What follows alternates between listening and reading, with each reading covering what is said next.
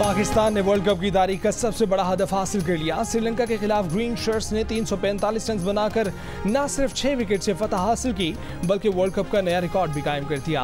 Mega event में अपना पहला ही मैच खेलने वाले अब्दुल्ला शफीक ने 113 रन बनाए और मोहम्मद रिजवान ने तो कमाल ही कर दिया। 131 रन की नाकाबिल शिकस्त इनिंग्स खेली और हदफ 10 गेंदों पहले 4 विकेट पर पूरा कर दिया।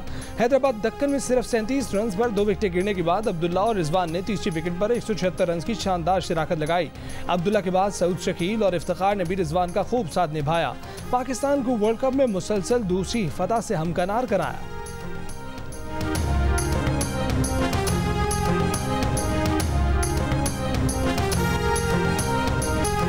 श्रीलंका के खिलाफ सेंचुरी मेकर और प्लेयर ऑफ द मैच का अवार्ड जीतने वाले मोहम्मद रिजवान ने नाकाबिल फरामोश इनिंग्स खेली। 121 गेंदों पर 131 रन की नाकाबिल शिकस्त इनिंग्स ने पाकिस्तान समेत भारत में भी शायकीन के दिल जीत लिए।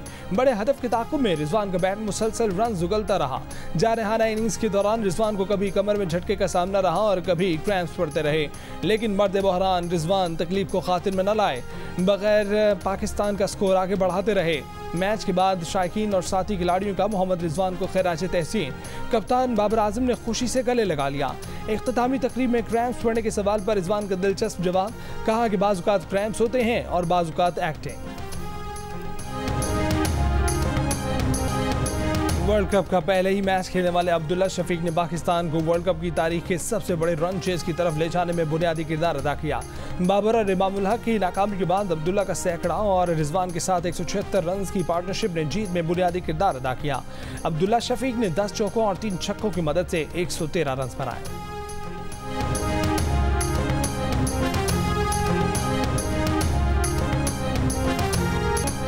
छह छक्के 14 चौके, सिर्फ 77 गेंदों पर 122 रन। पाकिस्तान को श्रीलंकन बल्लेबाज कौशल मेंडिस के 2 कैच छोड़ना इंतहाई महंगा पड़ गया।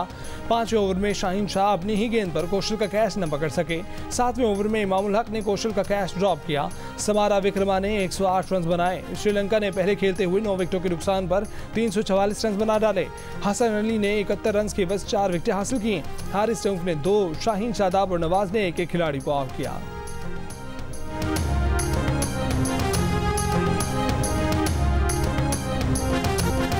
गजा पर इसराइली बमबारी में शहीद फलस्तीनियों की तादाद 900 हो गई। 4360 से ज्यादा जख्मी। इसराइली वजीर आज़म नेतन्याहू ने हमास को खत्म करने की धमकी दे दी। कहा कि जंग का फैसला हमास ने किया तो उसे जंग ही मिलेगी। इसराइली फजाइया का गजा में हमास के 200 अहदाफ को निशाना बनाने का दावा। बमबारी में गजा के रिहायशी टावर, स्कूल और बाजार मलबे का ढेर बन गए। कई मसाजिद को शहीद कर दिया गया। जख्मियों को ले जाती एम्बुलेंसेज और इमदादी कारकुन भी हमलों की जद में आ गए। 4 रोज की बमबारी में 7 सहाफ़ी भी जान से गए। अक़वाम मुत्तहिदा के मुताबिक हमलों की वजह से 1,87,000 से ज्यादा अफराद बेघर हुए। गजा की नाकाबंदी से सूरत हाल मजीद संगीन होने पर तिब्बी ऑपरेशन मुतासिर होने का खदशा। इसराइली फौज का गजा सरहदी बाढ़ का कंट्रोल दोबारा हासिल करने और हमास के 1500 कारकुनों की लाशें कब्जे में लेने का दावा। गजा की भट्टी की सरहद पर बारूदी सुरंगें बिछा दी गईं। 35 बटालियन तैनात कर दी गईं।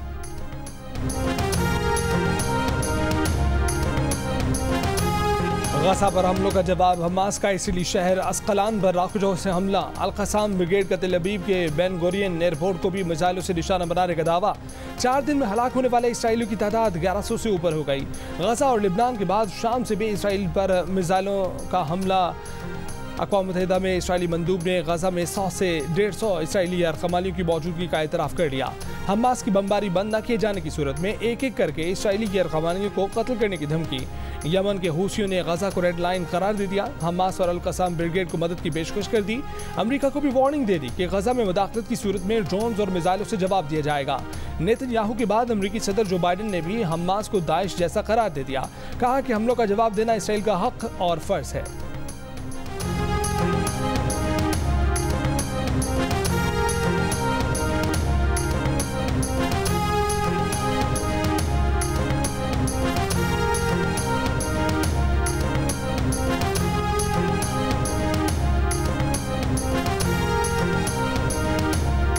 वतन वापसी के लिए नवाज शरीफ का सफर आज शुरू होगा। सऊदी अरब पहुंचकर उम्रा अदा करेंगे, मदीना मुनव्वरा जाएंगे। नवाज शरीफ के पाकिस्तान आने के लिए दुबई से स्पेशल तैयारा बुक करा लिया गया। ज़राए के मुताबिक खुसूसी परवाज को उम्मीद पाकिस्तान का नाम दिया गया है। नवाज शरीफ के साथ लीगी कारकुन और सहाफ़ी भी होंगे। खुसूसी परवाज दुबई से इस्लामाबाद पहुंचकर आधे घंटे बाद लाहौर के लिए उड़ान भरेगी। नून लीग के रहनुमा इसहाक डार कहते हैं कि मियां नवाज शरीफ की वापसी पर गिरफ्तारी का कोई चांस नहीं, प्रोटेक्टेड कस्टडी और ट्रांजिट जमानत लेंगे। इलेक्शन में नून लीग का बयान यह होगा कि मईशत की बहाली बेहतरीन इंतकाम है। प्रोजेक्ट इमरान के किरदारों पर सच्चाई कमीशन हमारे एजेंडे में शामिल है। कोई ऐसा इकदाम नहीं करना चाहते जिससे इंतकाम की बू आए। पाकिस्तान मुस्लिम लीग नून की चीफ ऑर्गेनाइजर मरीम नवाज का कहना है कि हर बार की तरह इस बार भी नवाज शरीफ पाकिस्तान को ठीक करके दिखाएगा। नवाज शरीफ का साथ महंगाई से निजात की जमानत है। लाहौर में यूनियन काउंसिलों के अहदेदारों और कारकुनों से मुलाकात, कहा कि आवाम के वोट से नवाज शरीफ चौथी बार वजीर आज़म बनेंगे। नून लीग के सदर शहबाज शरीफ ने कहा कि 21 अक्टूबर को घरों से निकलें, पाकिस्तान की माशी तरक्की के मैमार का भरपूर इस्तकबाल करें।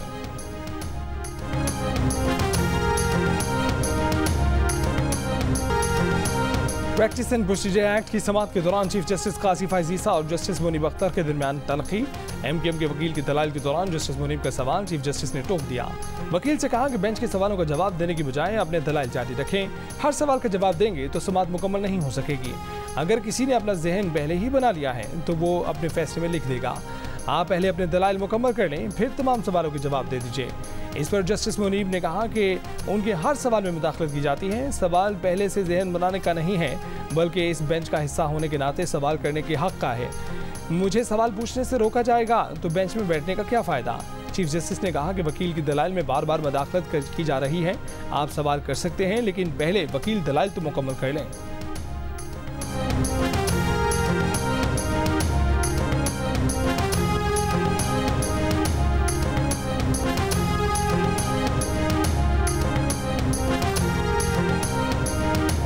प्रैक्टिस एंड प्रोसीजर एक्ट की समाअत के दौरान चीफ जस्टिस ने पूछा, क्या सुप्रीम कोर्ट का कोई भी बेंच सुप्रीम कोर्ट रूल्स बना सकता है? क्या उसकी इजाजत है या नहीं? बेंच के हुक्म के बावजूद चीफ जस्टिस फुल कोर्ट नहीं बुलाता तो क्या होगा? वकील के जवाब से पहले जस्टिस मुनीब ने पूछा कि क्या पार्लियामेंट मास्टर ऑफ रोस्टर है? इस पर चीफ जस्टिस ने वकील से कहा कि पहले मेरे सवाल का जवाब दीजिए। मुझे अपने सवाल पर इजाफी सवालात नहीं पसंद। मैंने आज सबसे कम सवाल किए हैं। वकील फैसल सिद्दीकी ने चीफ जस्टिस को जवाब देने के लिए जस्टिस मुनीब से इजाजत चाही तो चीफ जस्टिस ने कहा कि मेरे जवाब के लिए इजाजत लेना तो दोहरा मयार है। जस्टिस मुनीब ने वकील से कहा कि पहले साहब के सवालों का जवाब दे दें, फिर मेरा भी दे दीजिएगा।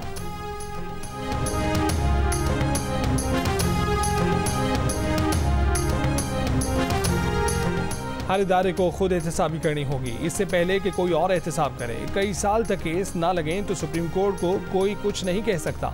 अगर हर इदारा खुद एहतसाबी करे तो बाहर से किसी को मुदाखलत करनी ना पड़े। चीफ जस्टिस पाकिस्तान जस्टिस फैज़ ईसा के दौरान समाअत रिमार्क्स। जस्टिस मज़ाहिर नकवी ने कहा कि कभी कोई टीम ऐसी देखी है जिसके 3 कप्तान हो तो टीम जीती हो। जस्टिस जमाल मंदोखेल बोले कि टीम का एक कप्तान और एक वाइस कप्तान भी होता है। जस्टिस इजाजुल हसन ने कहा कि इन तमाम जवाबित को बनाने के लिए आईनी तौर पर बाइख्तियार कौन है? पार्लियामेंट सुप्रीम कोर्ट में केसेस मुकर्रर करने में पिक एंड चूज करके मुदाखलत कर रही है।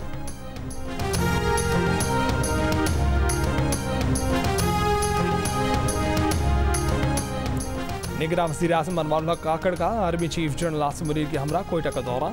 सूबाई एपेक्स कमेटी के इजलास में शिरकत। वफाकी हुकूमत की बलोचिस्तान हुकूमत को मुकम्मल ताउन की यकीन दहानी। आर्मी चीफ ने कहा कि गैर कानूनी सरगर्मियों के खिलाफ कार्रवाइयों के लिए मुकम्मल ताउन फराहम किया जाएगा। वसाइल की लूट मार से मुल्क को होने वाले मुआशी नुकसान को रोका जा सकेगा।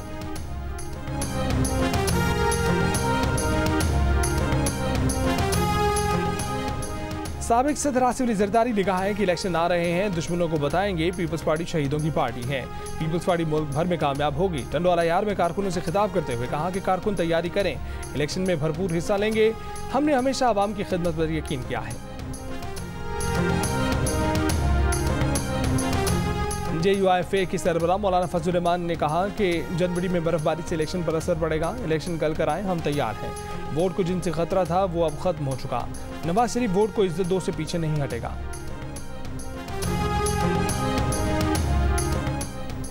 चेयरमैन PTI को ओहदे से हटाने से मुतल्लिक केस काबिल समाअत है या नहीं? इलेक्शन कमीशन में फैसला महफूज। फलस्तीनी की हिमायत में मुजाहिरों का सिलसिला दुनिया भर में फैल गया। बरतानिया के शहरों लंदन और कैम्ब्रिज में भी रैली, फ्रांस के मुख्तलिफ शहरों में भी मुजाहरे, अमरीका की रियासत न्यूयॉर्क, इलिनॉय और वाशिंगटन में रैलियाँ, कनाडा के मुख्तलिफ शहरों में भी फ़लस्तीनियों के हक़ में आवाज़ें बुलंद। उर्दन, ट्यूनिस, मराकेश, यूनान, कोसोवो में भी रैलियाँ। ऑस्ट्रेलिया के शहर मेलबर्न और सिडनी में भी लोग सड़कों पर निकल आए। जनूबी अफ्रीका से अर्जेंटीना तक गजा के मजलूम अवाम के हक़ में नारे, फ़लस्तीनियों की हिमायत में यहूदियों की भी रैलियाँ।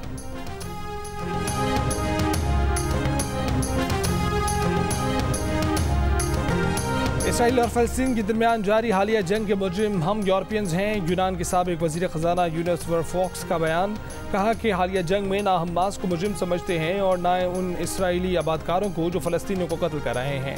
यूरोपीय ममालिक ने एक नस्ल परस्त रियासत की जानिब से किए गए मजालिम पर दहाइयों से अपने मुंह बंद रख के इंसानियत के खिलाफ जुर्म में हिस्सा लिया। अब मौका गनीमत जानकर इस नाकाबिल यकीन साने को तब्दील करना होगा।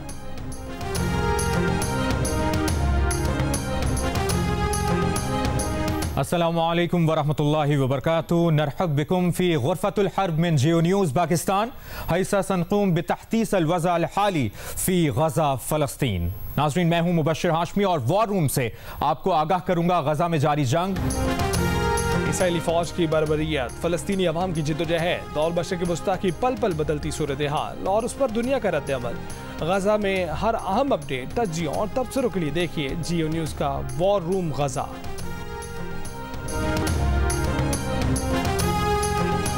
वर्ल्ड कप में इंग्लैंड ने बांग्लादेश को 137 रन से हराकर न सिर्फ पहली कामयाबी हासिल की बल्कि अपना रन रेट कुछ बेहतर कर लिया। डेविड मिलान की 140 रन की जारहारा इनिंग्स की बदौलत इंग्लिश टीम ने 9 विकेट पर 364 रन बनाए। जवाब में बांग्लादेश की टीम 227 रन बनाकर आउट हो गई।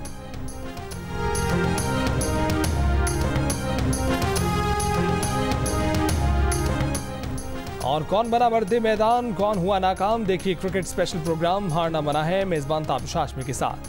वर्ल्ड कप के दौरान रोजाना रात 11:05 पर सिर्फ जियो न्यूज़ पर।